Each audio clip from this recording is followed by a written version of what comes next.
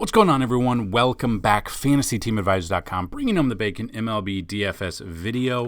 It is Friday. It is June 23rd, and we are back, hopefully bringing you another informative video. If you don't know what we do here, if you're new to the channel, welcome. We break it down for you. So we're going to go through all of the pitchers that are currently listed on the slate. We're still waiting on a few, which is kind of unbelievable. We're waiting on a couple of people either to be called up or make a spot start and stuff like that. But we're going to go down through with exactly what we have right now. If there's anything, any questions, any concerns that you guys want or have and want to let us know, put them down below. We'll try to answer them as quickly as we possibly can, and we'll go from there. So if you don't know what we do, FantasyTeamAdvisors.com, a lot of MLB, DFS, and NFL DFS coming your way. Anytime a video gets at least 50 likes and you leave a comment, we throw your name in the random.org and we randomize it 3 times, and the third time the person is a winner. It's anytime the video gets at least 50 likes by the start of the main slate. Yesterday we had 49 likes on the video, so we were very close. So the goal for this video, for being a Friday, let's hit at least 100. If we can hit at least 100 likes on this video, the same thing occurs. Your name goes in there if you left a comment, a positive comment, I should say, and you'll have a chance to win a free month of MLB content. If it gets 125 likes, you'll have a chance to win a free season pass to MLB DFS. So if you are a winner, we'll get in contact with you. We've had multiple winners. We usually do it every day as long as we get 50 likes by the main slate start. But we have a full day. We're very excited. A ton of games to go over. And when we look at those games, we're going to go through the pitching. We're going to see how they've done in the past against this said team or how they've done in their last start. Sometimes we'll get it right.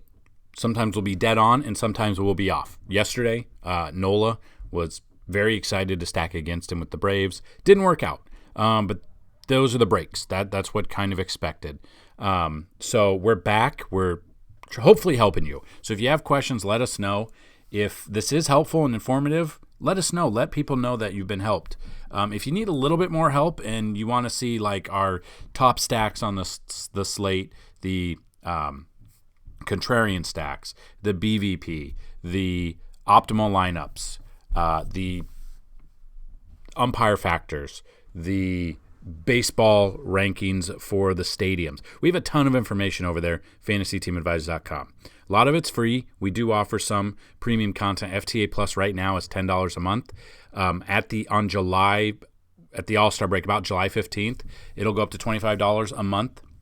If you get in at the $10 a month right now, you will be grandfathered in until the start of the NFL season. Then it'll be all-encompassing $25. So go check that out. Going to have a lot of contests. If you haven't already, hit the bell notification. We did a bunch of YouTube shorts yesterday with baseball trivia and facts, and they seem to be really good. People seem to like it. The engagement was there. So if you haven't checked them out, go check them out. Another way to support the channel. So that being said, we're going to look at the first game on the day. It's a little bit earlier than the main slate. It's at 6:40. We got a couple of early games. I think we got 3 early and then the rest, 4. We got 4 early and then the rest are in the main slate. And I have had questions. People have been asking if we're going to do like a main slate lineups and then like after hours or whatever it is. If there's a certain slate that has it like that, yes, we will. That's something new we're going to start doing. So first game here, you got the Royals at the Rays. You got Zach Greinke versus Zach Eflin. I don't remember the last time I told you guys that I liked Greinke. And I every single time, I believe, depending on when you guys have been here, like I say go against Zach Greinke. I don't like him. I don't trust him.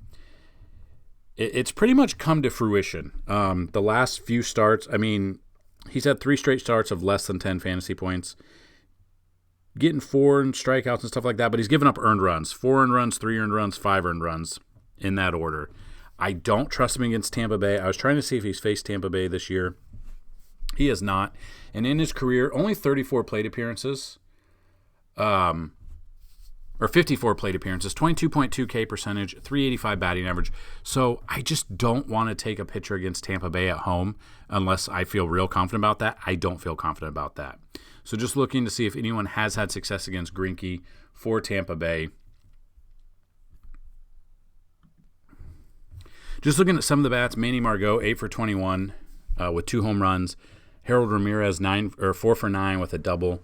You got Arozarena, 2 for 5 with a home run. You got Bethancourt, 3 for 4 with a home run. So while I'm not like super confident and feeling like, hey, we need to stack this team, I'm not going to be using Greinke. I'd rather take Eflin against the Royals. Eflin's been really good all season. It's kind of crazy. He against San Diego, we did use him his last start. 15.9 fantasy points, went 6 innings, 2 earned runs, 5 Ks. So he's getting the strikeouts, and he gets a nice matchup against the Royals, which in his career, only 6 plate appearances against them. Hasn't seen him much. I kind of like that. So in this game, I'm taking Eflin, and I would take some Tampa Bay bats. I'm not taking Greinke, and I'm not taking any of the Royals bats. Twins at the Tigers is next. Kenta Maeda versus Joey Wentz. Now, Maeda is coming off the IL. Let's see when the last time he pitched was. April 26th, so almost 2 months ago. Against the Yankees, minus 17.1 fantasy points. Went 3 innings, gave up 10 earned runs, and only 2 strikeouts. He's coming off the IL. I'm trying to see the news. He has a good matchup against the Tigers. Their offense ranks 29th in team OPS.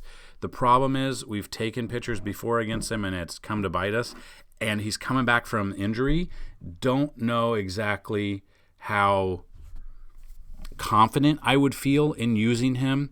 Maybe since it is an early only, like a turbo slate on DraftKings with 4 pitchers or 8 pitchers, you could throw him in there. I just don't know how confident that I actually feel against him coming off the IL. We don't know if he's going to be on a pitch count or anything like that.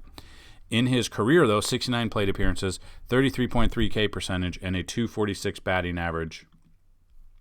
His numbers are good. It is Detroit, so sometimes they hit and sometimes they don't. Their OPS is not very good. On the flip side of that, Joey Wentz, 35 plate appearances, 125 batting average. Coming off here, I want to say we used him. Did we use him? If you were here before, let me know. Yeah, we used him his last start, and it was against Minnesota. It was on the 17th. 25.7 fantasy points. 6 innings, gave up 2 earned runs, but had 9 Ks. He's facing the same team. Sometimes that means good, sometimes that means bad. I will throw him in here. I could see this being another like 2-0 game where you could have both of these pitchers here and then load up on bats in the other games, which I completely understand if I'm playing that early slate. Buxton's coming off of 2 massive home runs on Thursday. I think he's going to be heavily owned against a lefty. I could see that. I will have some exposure to both of these pitchers in tournaments because this slate's only 4 games. The only lineups I would do would be tournament lineups. In that sense, I'm okay with both of these pitchers for tournaments. Flip side of that, if I'm taking bats, really just depends. If I'm looking at Twins bats to take against Wentz, I'd probably look at Buxton. I'd probably look at Carlos Correa. I'd be looking at the lefties there, or the righty bats against a lefty. And really will just depend who's out there, what lineup comes out, what Vegas odds come out and stuff like that to really feel confident and look at that. I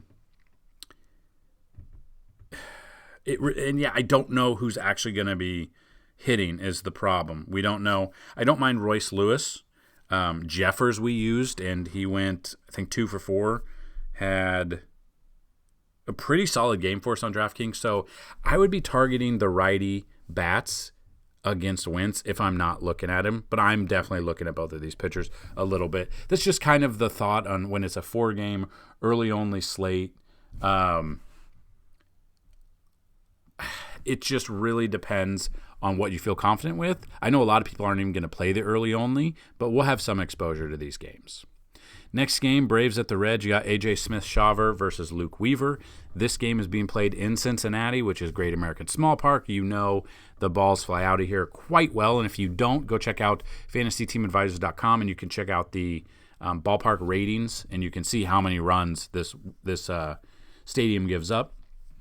Shawver, I'll have some exposure in tournaments, but again, the Reds are the hottest team in baseball right now, which is absolutely crazy. So in theory, I'll throw in Shaver because he'll be so low owned, but I'm looking at the bats for Cincinnati. Joey Votto, he's very cheap. TJ Friedl, Jake Fraley seems like he's hitting a home run every time I look. Ellie De La Cruz is going to be a little bit more expensive, but I'll take some of him. Jonathan India, I will take some of him there. Overall, I think this is a game you want to stack. As long as the weather holds out, I think you're going to want to stack both of these teams in this game. Braves are a really good hitting team. The Reds are the hottest team in baseball right now. So looking at the Braves bats, Ozzie Albies 5 for 15 with 3 doubles and a home run. Acuna 4 for 11 with 2 doubles and a home run. Austin Riley 2 for 5. Both of those hits are home runs. I mean, you got to take the bats that you think are going to be good. Travis d'Arnaud, I think, is a cheaper bat that you could use in this one if you're stacking. I think I'm going to be stacking the Braves here, just depending. If I were to stack a Braves lineup off the top of my head, probably be Albies, Acuna, Riley, Matt Olson. Again, that's going to be kind of expensive, so you can go a little bit cheaper. You can go like Albies, Acuna, d'Arnaud, Austin Riley. I will have exposure here, and then depending on what Reds lineup comes out, that's where I would also be looking at stacking. There might, and it's crazy to think that we're this early this late into the season already, and the Reds are one of the best teams in baseball over the last, they've won 11 straight? Or is it 12 straight now? Let's see real quick. 11 straight games. They're in first place in their division by a game and a half. This ballpark doesn't favor pitchers, so I am looking at stacking this game. These are probably my 2 favorite stacks in the early only. And then you got the Pirates at the Marlins. You got Luis L. Ortiz versus Luzardo. Luzardo, 9 plate appearances, 333. I'd probably take him. We've taken him, I want to say, every single start his last 5-6 starts, I believe. Overall, the start against Seattle, he had 0.2 fantasy points. But his last start against Washington, loved that one. Got the W, got 19.9 on DraftKings. Start before that against Kansas City, which was a fantastic matchup because Kansas City's bad, 32.6. He's coming in 6-5 record. Does have a 4.09 ERA, but 94 strikeouts. So I would take Luzardo over Ortiz, and then maybe some of the Marlins bats, depending on the lineup that comes out. Then we get to the main slate. You got the Mariners at the Orioles. To be announced versus Kyle Gibson. Gibson in his career against the Mariners, 57 plate appearances. Only 15.8 K percentage, which is it's very low. This is what I'm talking about. Like, if you're taking a pitcher, they could have a fantastic matchup, and if they don't get the strikeouts, they're not getting a ton of fantasy points. Kind of like Kyle Hendricks. Had a no-hitter going to the 8th inning, didn't get a ton of fantasy points, but got the W, got some fantasy points. And then his last start, he has good matchups, but if they're not getting the strikeouts, that's where I'm concerned with paying for them to take them. Gibson, 8-4 record, 3.94 ERA, 65 strikeouts here. It's coming off of 3 really good starts. Had a 7 Ks, 4 Ks, and 7 Ks there. Against the Mariners, hasn't had the best success, but you got to take the hot hand here. So obviously don't know who the Mariners are going to throw out there, but I would take Kyle Gibson, and I would look at the Orioles bats. So depending on what lineup comes out, I don't mind a Santander, Adley Rutschman, Gunnar Henderson, Aaron Hicks, Urias. I like Urias here as well. Cheaper option, hit a home run. There's a lot to like. I think I'll be stacking the Orioles as a favorite stack of mine, depending on what lineup comes out or what pitcher comes out. So that's kind of my thought in this game. Probably avoiding the Mariners bats. Just not a ton to like right now about them. Mets at the Phillies is next. You got Kodai Senga versus Taijuan Walker. Senga, 20 plate appearances, .05 batting average, 40 K percentage. Love me some Senga here. Is going up against a very potent lineup. Obviously, they didn't put much up. Wasn't very potent yesterday against Bryce Elder, but that's kind of my thought. Taijuan Walker, on the other hand, facing his old team from last year, looking at 51 plate appearances, 186 batting average, 7.8 K percentage, so a lower K percentage than what we would anticipate.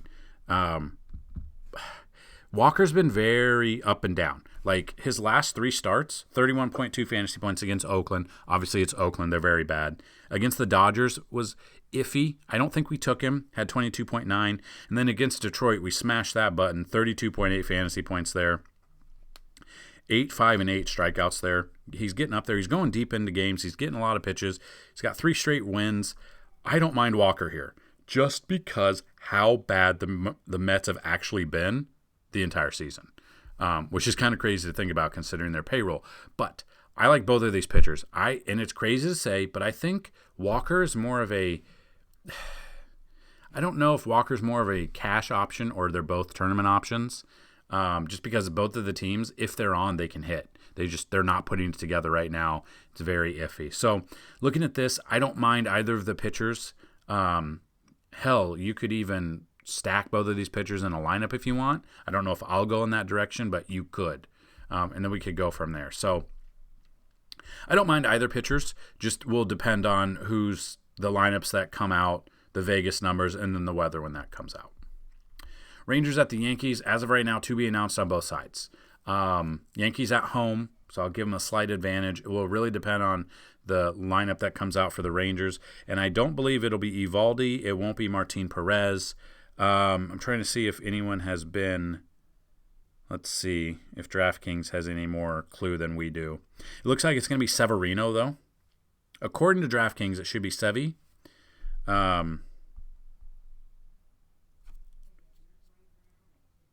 Maybe. Sevy just pitched against the Red Sox. I don't know if this is actually going to be Severino. Gave up 3 earned runs in that game. If it is, I do like him against Texas as a tournament option. But we don't know what we're looking at, so I'd rather wait to see. So this is kind of one, when we do these videos and these aren't out, and we do more of the breakdowns on the site, that's when our cheat sheets come into play. That's when the optimal lineups come into play and all the other information that aren't available when the videos go out. We'll have that on the website. So anytime you come here and you see, like, why isn't there a breakdown, go check out FantasyTeamAdvisors.com. Go check out all of the things under the MLB tab, and there'll be a lot more information than what we can cover here in about 30 minutes. Athletics at the Blue Jays is next. James Caprillion versus Chris Bassett. I like this matchup. Caprillion against the Blue Jays in his career, only 25 plate appearances, so basically one start, 12 K percentage, 1.43 ERA. Not too bad. And I do know we did take Caprillion his last start. He didn't factor into that game. It was against Philly, and they're a very good hitting team, so it was a tournament play, and he's always kind of a tournament play because now he's got a matchup against the Blue Jays. On paper, they should be really good. I do know that Bo Bichette was held out on Wednesday with a thumb injury or some vague thumb injury that they're not really mentioning. I'm trying to see. Yeah, and they didn't play Thursday. He's day-to-day, so this is something to watch. If Bo Bichette is out, that makes me like Caprillion a little bit more because he's one of the best hitters in the league this year. I think he's right behind Luis Ariz for 100 hits, so that's something to look at. So if Bichette is out and it's a little bit of more inferior lineup, I don't mind Caprillion. He's still a tournament option. Flip side of that, Chris Bassett going up against his old team, absolutely love that. I would love this if it were in Oakland, but we can't get what we want all the time. Ask my wife. So looking at that, I don't mind either of these pitchers. I think Caprillion's more of your tournament option. I think Chris Bassett is more of your cash option here. If you weren't using this, let's check it out real quick. Checking out Toronto bats or Oakland bats against Bassett. If you want to get a little bit crazy and go a little bit there, not much. I mean, they haven't seen him much.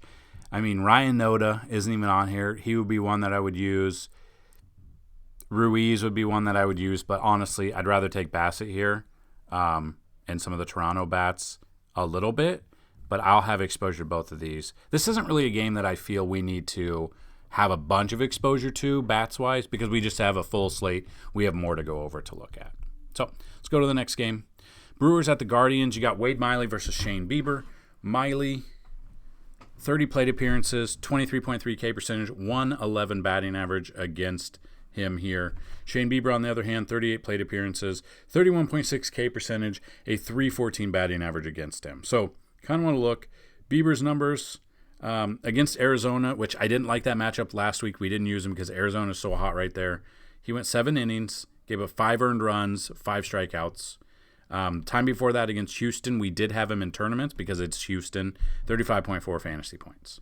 He's been very not Cy Young-like this year, but I like his matchup here. I was trying to see.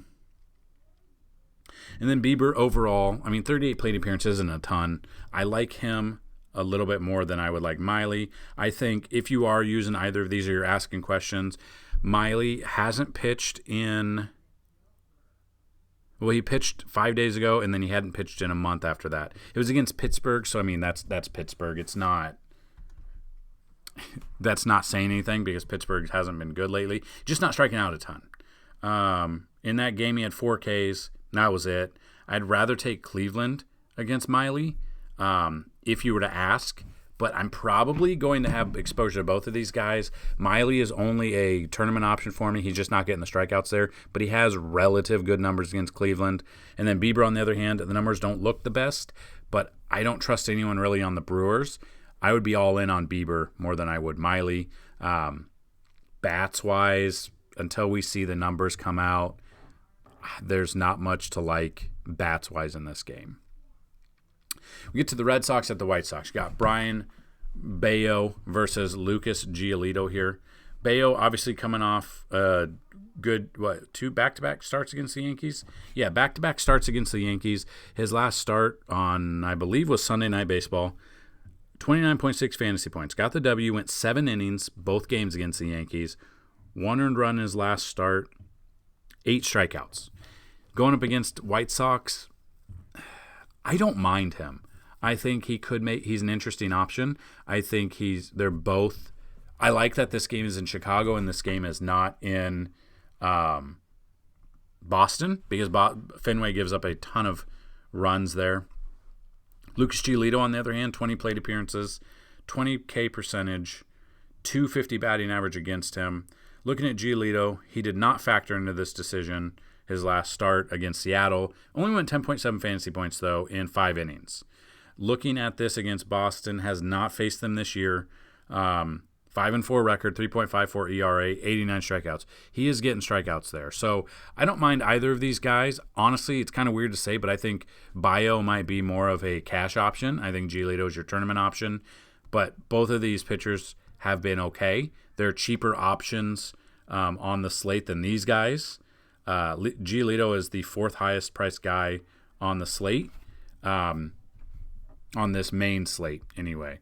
The bats that jump out to me for Boston, if I'm not taking Giolito, would be Verdugo, would be Devers, obviously, Hernandez, Justin Turner coming there. And then if I'm not taking Bayo and I'm taking the White Sox bats, Eloy, looks like he's kind of back until he gets hurt again. So we've got Eloy, we've got Luis Robert. Tim Anderson's a cheaper option if he plays. I know he was day-to-day last I looked. Andrew Vaughn is there. Sheets is there. There's some cheaper options for the White Sox that I think a lot of people will be off of, but I do like Bayo a little bit more here. Angels at the Rockies is the next game. I'm not going to be taking a pitcher here just because it's Coors effect. Like, this is a fact. So Sandoval only faced him, played 8 plate appearances, 25K percentage. I don't care. Freeland, on the other hand, 51 plate appearances, 277. I'm going to have exposure to both. The problem is with Coors, their price, they're high. But I will have exposure to both sides. So Mike Trout, Shohei in Coors, Brandon Drury, I'll have him, Taylor Ward, Hunter Renfroe, I'll have an Angel stack. On the flip side of that, let's just see if any of those guys have had success. Renfroe's 7 for 24 with 2 doubles and a home run. Drury 6 for 14 with 2 doubles and a home run. Trout's 0 for 4, which I don't really care. Shohei's not even on there. Lefty on lefty doesn't matter. Wouldn't be surprised if Ohtani hits a 500-foot nuke in this game. The flip side of that, the Colorado bats that, not a ton of Colorado bats that, feel like, hey, we need to use them. They're really good. Coming off the top of the dome right now would be Ryan McMahon. Trying to get their lineup up to see how they've done lately. Give me 1 second. Here we go. So they didn't do much after getting swept in Cincinnati, but Brenton Doyle, if he leads off, I like him. That's at least 4 at-bats out of him. He hits home runs. He gets a matchup here. Only batting .217. Nolan Jones, is it Nolan Jones? I think it is. Nolan Jones is batting .349. I don't know if he's going to play, but if he's a good option here against Sandoval, like I said, Ryan McMahon, but he's a little bit of an expensive one there. Randall Grichuk, I don't mind. Those would be the 4 that I'd really like if they all play. So a Rocky stack of Doyle, Jones, McMahon, and Grichuk, I wouldn't be against you on at all. And then Angels will really depend on what lineup they throw out there, but those 4 guys that I mentioned earlier, I don't mind them at all. I won't have exposure to either of these pitchers. One could go off. I will have 0 exposure in this game, pitching-wise. Then the Nationals at the Padres. You got Patrick Corbin versus Joe Musgrove. Now, Corbin, the last time we wanted to stack it, or the last time he pitched, we're like, let's stack against him. It didn't really work out. I'm trying to find him. He's very cheap. Against Miami, we did stack against Miami. Went 6 innings. He gave up 11 hits, 4 earned runs, but no home runs. He got 3.7 fantasy points there. Now he's going up against San Diego, which in his career, 82 plate appearances, only 17.1 K percentage, and a .343 batting average. I like a San Diego stack here. I think it's going to be a very popular stack in San Diego. I think it'll be super popular. The ones that I would look at there, Gary Sanchez is a cheap option if he starts, so watch Gary Sanchez. I would be looking at Machado. I'd be looking at Bogarts. Kim comes to mind, and then I haven't even looked at the numbers. So let's see if anyone's had a lot of success against him, because these 38,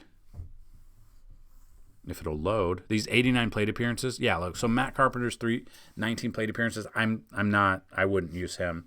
Machado 7 for 18 with a double and a home run. Nelson Cruz, you could throw him in a tournament. I won't have any exposure of him. Tatis 4 for 7 with a double. So yeah, I'm definitely looking at a Machado, a Tatis, Gary Sanchez, Bogarts.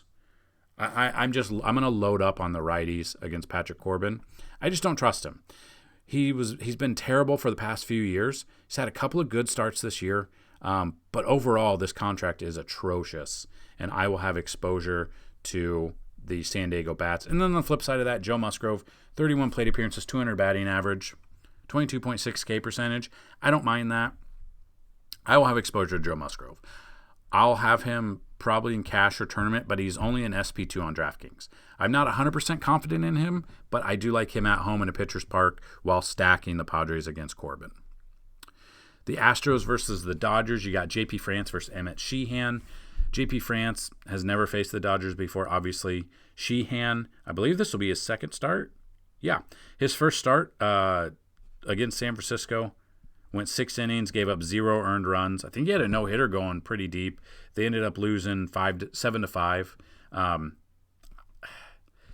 I'll throw Sheehan in there for tournament because he's never faced them before, but it's Houston.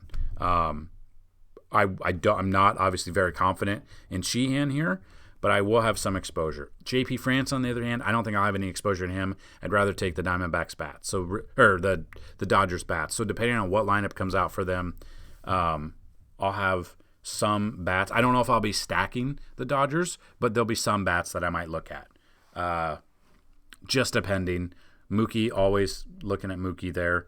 JD Martinez, Freddie Freeman, I'll have some exposure there. But I will look at Sheehan for tournaments.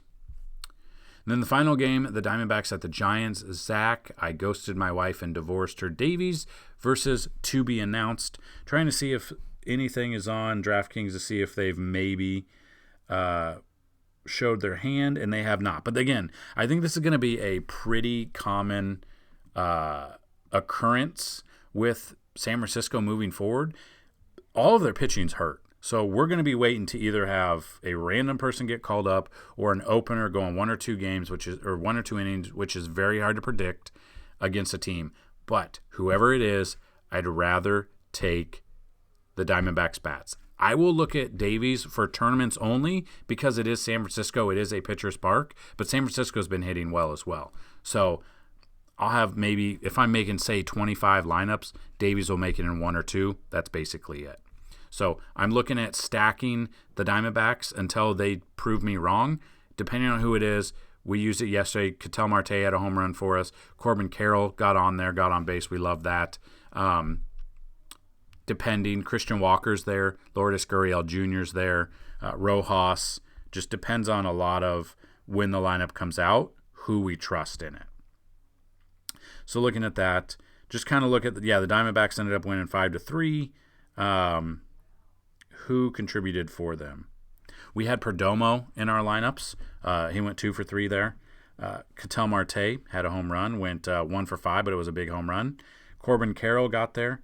Had a stolen base, got on base, a lot to like about the Diamondbacks right now. They're a very hot-hitting team. Whoever San Francisco throws out there is probably not going to be very good just because they don't even have who it is yet. So I'd be looking at stacking the Diamondbacks, and that's a late-night hammer to stack on there. And that's it. Hopefully by the time you watch this video, these other pitchers will have been announced, and we'll have all that information on the website. Go check out FantasyTeamAdvisors.com.